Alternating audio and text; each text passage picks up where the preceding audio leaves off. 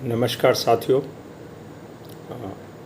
कल की कड़ी में जिसमें चीन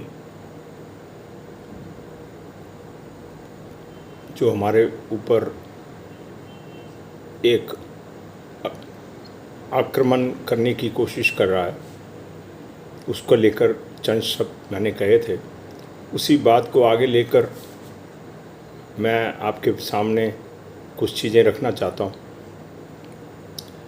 इससे पहले पाकिस्तान ने भी चाइना की इसी पॉलिसी को फॉलो करके कारगिल में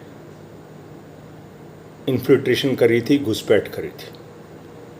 आपको याद होगा, एक तरफ वाजपेयी जी से कश्मीर का हल निकालने के लिए बात कर रहे थे वहाँ के प्रधानमंत्री उनके साथ नवाज शरीफ, और दूसरी तरफ उनके जो जनरल थे उस वक़्त के, जो बाद में उनके राष्ट्रपति बने, मशरफ जी, वो साजिश रच रहे थे और कारगिल में घुसपैठ कर वहाँ पर कब्ज़ा कर लिया था। और उसकी कीमत हिंदुस्तान को बहुत बड़ी चुकानी पड़ी थी, उनको वहाँ से निकाल फेंकने के लिए। तो साथियों, ये सारा मसला उसी पर है जो चाइना की पॉलिसी है, जो वो अपने पुराने 2500 साल पुराने फिलॉसफर को लेकर चलते हैं। तो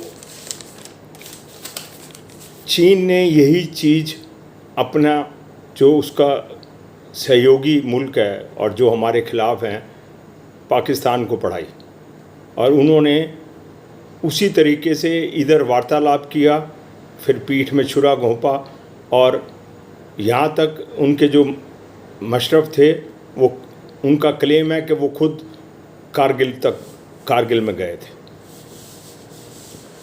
तो साथियों, हमारी गुजारिश है हमारे माननीय प्रधानमंत्री और भारत सरकार से कि जहाँ तक डिफेंस का मामला आता है, कृपया सभी जो मित्र देश हैं, डिफेंस के मामले में वो हमारे सस्पेक्ट हैं, हमारे संदिग्ध हैं। हम किसी पे भरोसा नहीं कर सकते, क्योंकि हिंदुस्तान ने कई हज़ार सालों से हमेशा धोखा ही खाया। जो भी लोग आए हैं, मुट्ठी भर उन्होंने बहुत कम लड़ाइयाँ लड़ी हैं, और बगैर लड़ाइयाँ लड़े ही अपना सैनिक बल दिखा, और हथकंडों से भारतीय राज्यों को हथियाया गया था। तो हिस्ट्री इसलिए है कि हम सबक सीखें इससे, इसलिए नहीं है कि हम हिस्ट्री को लेके अपने प्रतिद्वंदियों पर दोष लगाएं। तो मेरा अनुरोध है आदरणीय प्रधानमंत्री जी से कि पूरी बात कच्चा चिट्ठा, जैसे मैंने कहा था, चीन का खोल दें, और चीन के ऊपर हम किसी प्रकार का भरोसा नहीं कर सकते। आत्मनिर्भरता पे मैंने एक कविता लिखी है, जो मैं आपको अगली कड़ी में पेश करूंगा, और उसका नाम होगा आत्मविश्वास। तो साथियों, मुझे उम्मीद है कि मैं आप तक ये अपना संदेश पहुंचा पाया कि जहाँ तक डिफेंस का मामला है, ये हमें अपने आदरणीय प्रधानमंत्री जी और सरकार तक पहुंचाना है। हमें किसी भी मित्र देश पे भी हमारे लिए वो सस्पेक्ट है, हमारे लिए संदिग्ध हैं, जहाँ तक हमारा भारत की रक्षा का मामला है। बाकी कल की तरह मैं फिर अनुरोध करूंगा सभी राजनीतिक दलों से और उनके नेताओं से कि कृपया करके, अभी चुनाव 4 साल दूर हैं, कृपया करके अभी हम पहले कोरोना से छुटकारा पा लें और चीन को धकेल दें।